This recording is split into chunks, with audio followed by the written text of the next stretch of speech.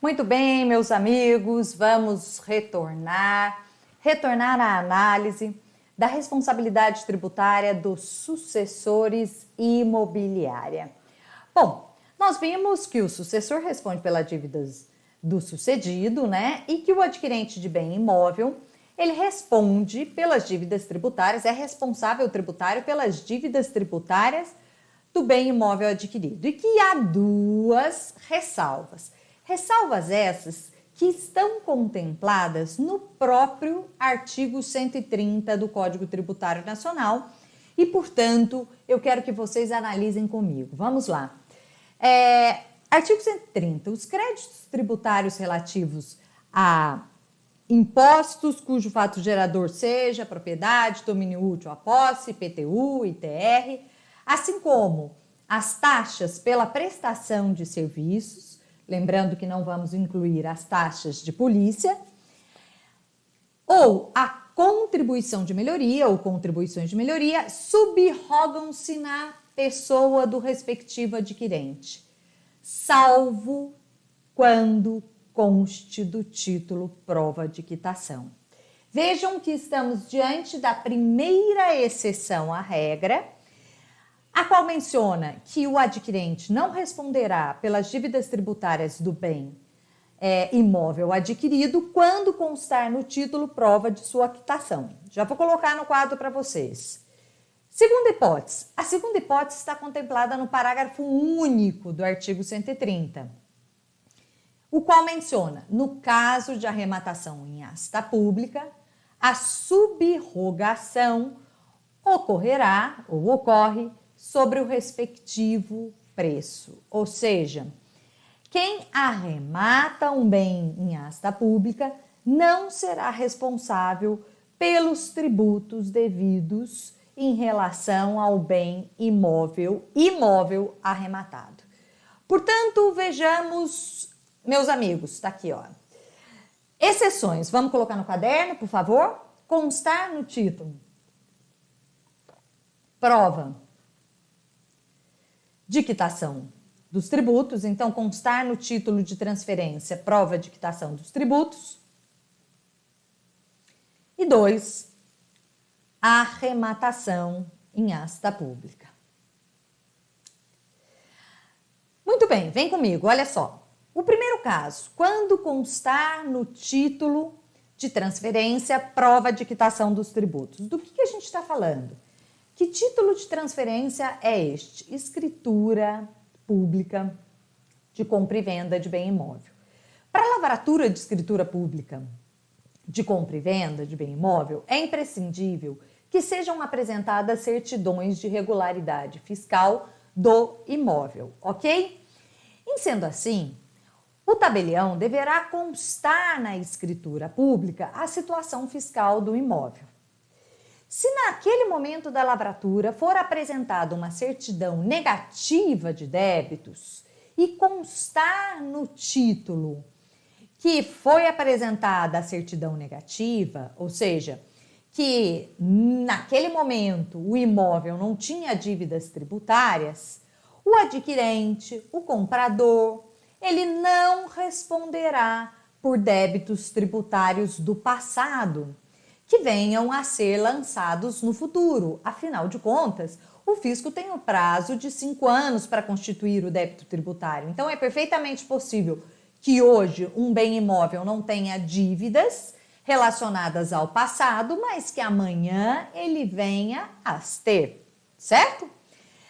Então, o primeiro caso, constar no título de transferência a prova de quitação de tributos. Olha, essa exceção nos mostra o quão é importante a gente olhar a escritura de compra e venda e verificar o que o tabelião lá constou em relação à prova de quitação de tributos, tá? De modo que, se foi apresentada certidão negativa, que conste na escritura de compra e venda a certidão negativa, tá? A apresentação da certidão negativa. Por quê? Nesse caso, o adquirente estará resguardado. Muito bem, meus amigos, tranquilo?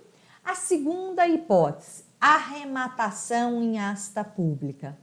Bom, Quando alguém arremata um bem imóvel numa praça ou num leilão, eventuais débitos tributários, como nós vimos na regra do artigo 130, parágrafo único, estarão subrogados, estarão contidos no respectivo preço. Meus amigos, isso significa dizer que o arrematante não responderá por débitos tributários do passado, né? De modo que, olha só, se eventualmente o valor da arrematação não for suficiente para a quitação do débito tributário, esse débito deverá ser cobrado do devedor, né? Daquela pessoa que deu aso à arrematação, ok? Mas não do adquirente, não do comprador do bem imóvel em asta pública. Muito bem, então olha só, matamos a responsabilidade tributária imobiliária contemplada no artigo 130, sabemos a regra, ou seja, o comprador responderá pelos débitos tributários do bem imóvel adquirido, obrigação propter rem, e as exceções. Quando constar no título prova de quitação dos tributos, o adquirente não responderá pelos débitos tributários e também quando o bem for adquirido numa asta pública, o arrematante não responderá pelos débitos tributários. Ok? Muito bem? Vamos estudar a próxima responsabilidade tributária dos sucessores? Ou seja, a responsabilidade tributária mobiliária. Muito bem, vamos lá?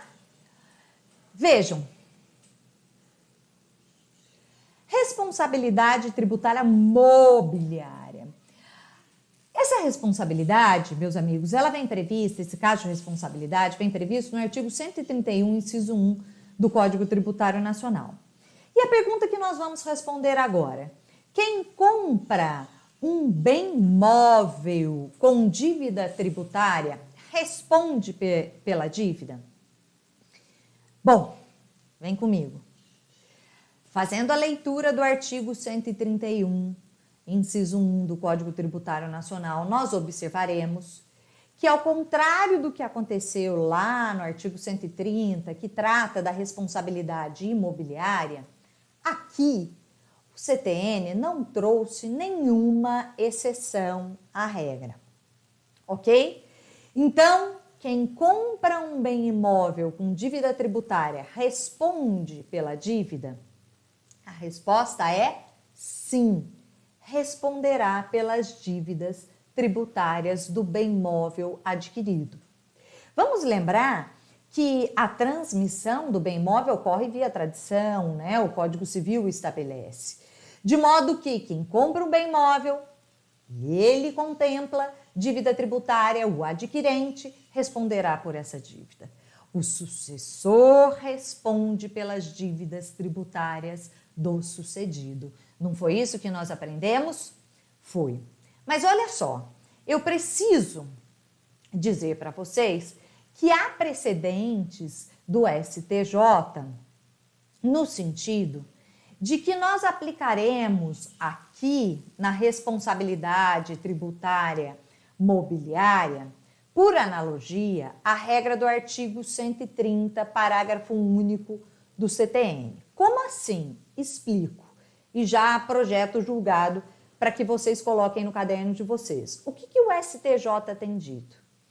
Que quem arremata um veículo automotor numa asta pública, veículo este que contemple dívidas tributárias, que eventuais dívidas estarão subrogadas no respectivo preço e não serão transferidas para a responsabilidade tributária do adquirente. Vejam bem, os julgados, os precedentes, eles dizem respeito à arrematação em asta pública de um bem móvel, qual seja veículo automotor, que contemple dívida tributária de IPVA, tá? Só este caso.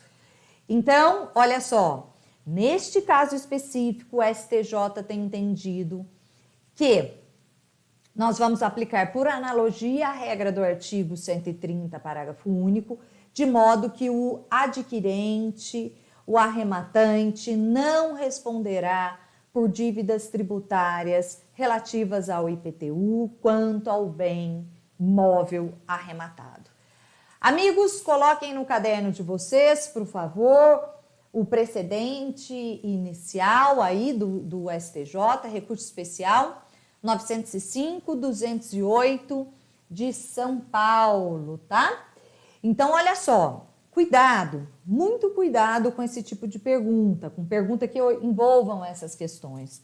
Porque se a gente for falar da regra no sentido objetivo, não há exceção, certo? O CTN não estabeleceu exceção alguma. O adquirente de bem móvel responde pela dívida tributária do bem adquirido. Mas nós temos precedentes do STJ quando nós estamos falando da arrematação de veículos automotores em astas públicas que contenham dívidas de IPVA. Portanto, se a questão versar acerca, olha só, desculpem, se a questão versar acerca do entendimento jurisprudencial, nós vamos para o posicionamento do STJ. Ok, meus amigos? Maravilha? Então, vem comigo, falamos da responsabilidade dos sucessores imobiliária, mobiliária, e agora nós vamos conversar acerca da responsabilidade tributária dos sucessores causa mortis. Muito bem, olha só, se alguém falece com dívida tributária, os seus sucessores, né, a qualquer título, o congimeiro, eles responderão por essa dívida tributária? Ou a dívida tributária, assim como qualquer outra dívida, morre com a pessoa que faleceu? Bom, tema da aula de agora diz respeito, então, à responsabilidade tributária causa mortis. Vamos colocar aí no caderno, responsabilidade causa mortis, responsabilidade dos sucessores, né? Lembrando que nós estamos ainda estudando as normas gerais. Responsabilidade esta que vem prevista no artigo 131, inciso 2 e 3 do Código Tributário Nacional. 131, inciso 2 e 3 do Código Tributário Nacional. Amigos, eu coloquei aí no quadro para vocês as duas regras, mas eu já quero chamar a atenção para a circunstância de que a regra prevista no inciso 3, ela será aplicada na frente da regra prevista no inciso 2. Vocês já entenderão. O que essas regras estabelecem? O que acontece na responsabilidade tributária causa mortis? Vejamos, primeira regra, o espólio responde pelas dívidas do decujus. Dívidas estas existentes até a data da abertura da sucessão, diga-se, até a morte. Essa regra está prevista no artigo 131, inciso 3, que menciona: são pessoalmente responsáveis o espólio pelos tributos devidos pelo decujus até a data da abertura da sucessão. Vocês sabem, porque estudam direito civil, que a abertura da sucessão acontece com a morte. Então, se alguém falecer devendo tributo, quem é que responderá pelos débitos tributários existentes até a morte, até a data da abertura da sucessão?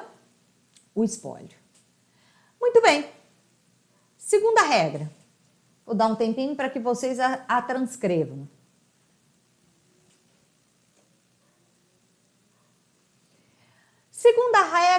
a segunda regra menciona que, feita a partilha ou a adjudicação, os sucessores e cônjuge meio responderão pela dívida do de cujos até o limite do quinhão, da meação ou do legado.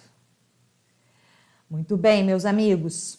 Olha só, se nós chegarmos, vem comigo aqui, ó. Se nós chegarmos ao final do processo de inventário, né? E ainda existirem débitos tributários, os responsáveis por esses débitos serão os sucessores a qualquer título, o cônjuge meio. Só que essa responsabilidade será limitada ao quinhão, ou seja, aquilo que a pessoa vai receber de herança, à meação ou ao legado, que é a parte da herança deixada por testamento. O que eu quero dizer para vocês no frigir dos ovos? Que não é possível atingir o patrimônio pessoal do sucessor, né, dos herdeiros, em virtude da dívida ou de dívidas do falecido. Mas atenção, é possível que os herdeiros, que os sucessores cônjuge meio não recebam nada de herança, né? Não recebam o seu quinhão, a sua meação ou o legado, porque essas partes foram atingidas pelas dívidas tributárias do de cujos ou pelas dívidas tributárias existentes até a data da partilha e da adjudicação. Amigos, transcrevam essa segunda regra que eu montei aí para vocês um esqueminha para ficar mais fácil e para que vocês entendam definitivamente essas regras contempladas no artigo 131, inciso 3 e inciso 2 do Código Tributário Nacional. Muito bem, vamos lá transcrever? Feita a partilha ou adjudicação, sucessores e cônjuge meio responderão pela dívida do de cujos até o limite do quinhão, meação ou legado. Maravilha? Vamos para frente? Sem medo de ser feliz? Vamos lá. Perdão. Deixa eu mostrar para vocês. Olha aqui o que eu montei para vocês, um esqueminha. Me deu até um certo trabalho para fazer, mas acredito que ficará mais fácil de vocês vislumbrarem a regra. Vocês estão vendo aí essa casa maravilhosa, estupenda, magnífica.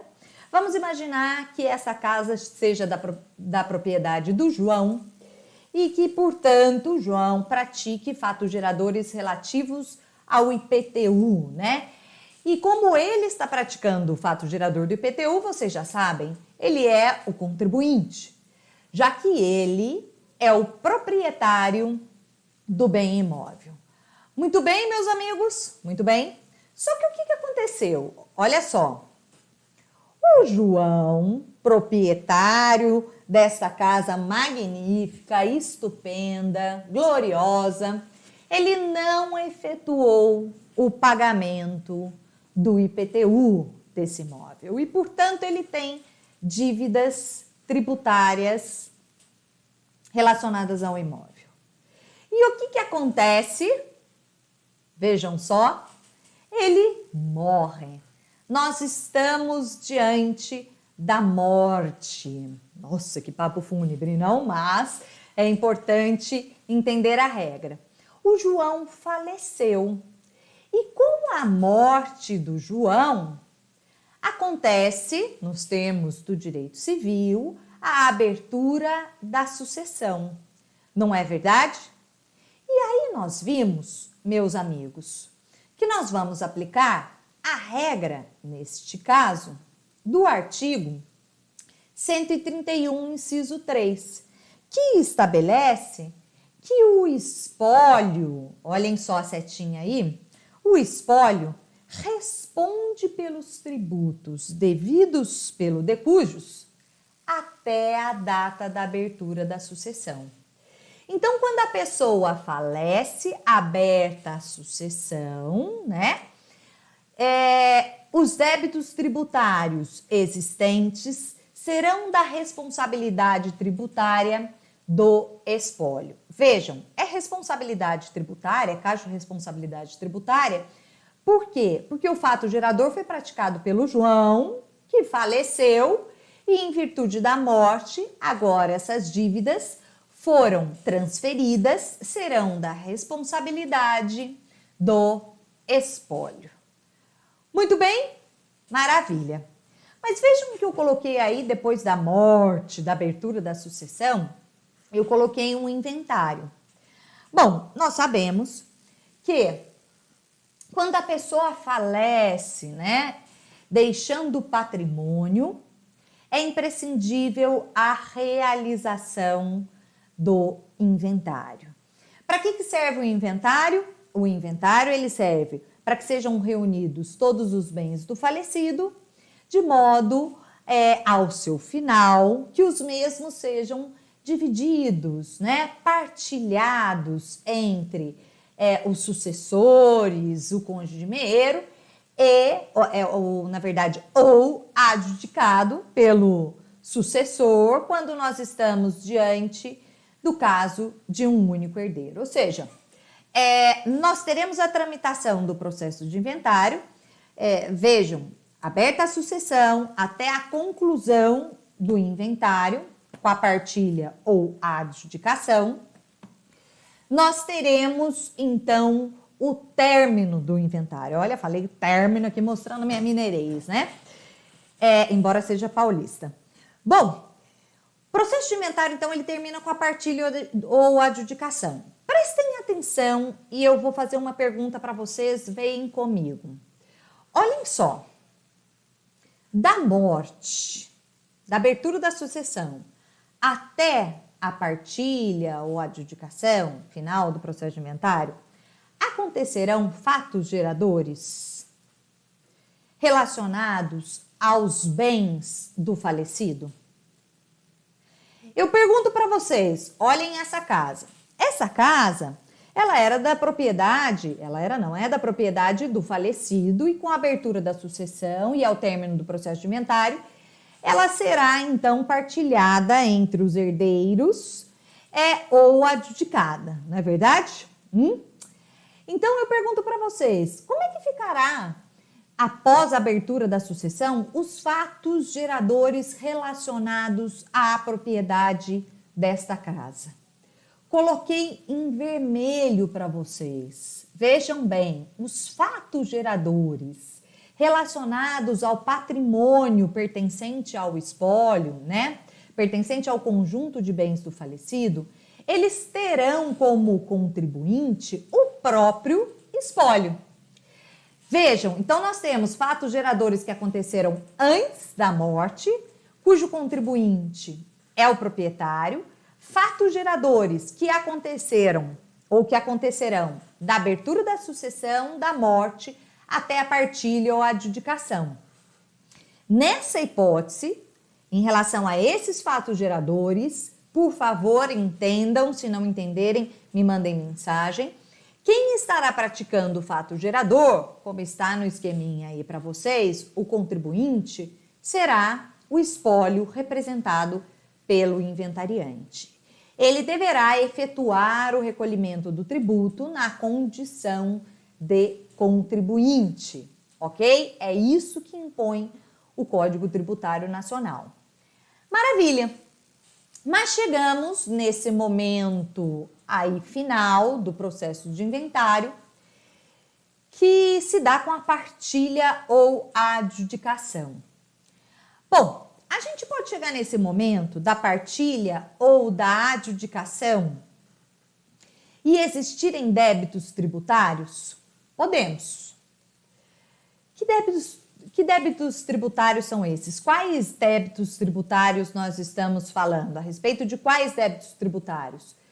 Vejam, meus amigos, débitos tributários relacionados a fatos geradores praticados pelo próprio decujus, cujo responsável era o espólio e o espólio não pagou esses tributos. Débitos tributários relacionados a fatos geradores praticados pelo próprio espólio que não foram quitados pelo espólio. Então, repito, reitero, nós podemos chegar no momento da partilha ou da adjudicação e termos débitos tributários. Ora, é nessa hipótese em que surgirá a responsabilidade tributária dos sucessores e do cônjuge meio. A responsabilidade tributária dos sucessores, herdeiros, enfim, e o cônjuge meio, eles serão responsáveis pelas dívidas tributárias. O CTN mencionou do decujus, mas toda a dívida tributária, nós vamos entender, existentes até a data da partilha ou da adjudicação. É isso que culmina o artigo 131, inciso 2 do Código Tributário Nacional. Só que vejam, está aí a observação, limitada a responsabilidade ao montante do quinhão, do legado ou da ameação.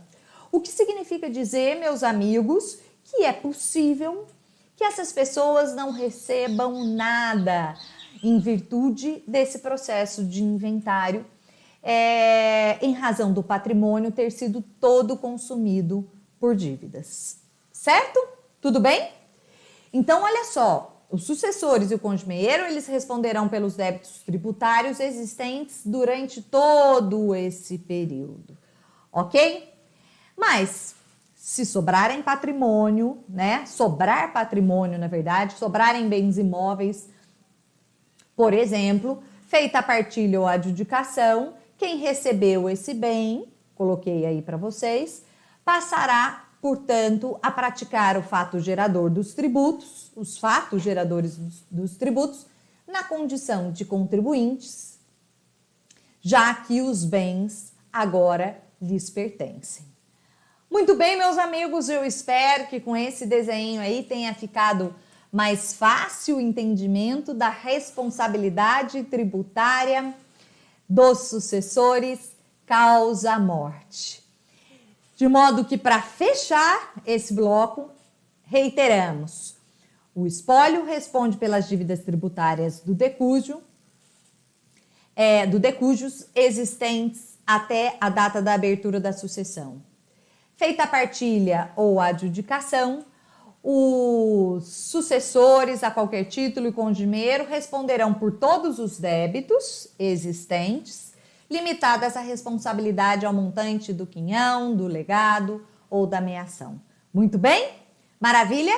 Vem comigo. Nós vamos, então, fazer um pequeno intervalo e vamos para o nosso próximo bloco, estudando a responsabilidade tributária dos sucessores empresarial. Nos vemos já!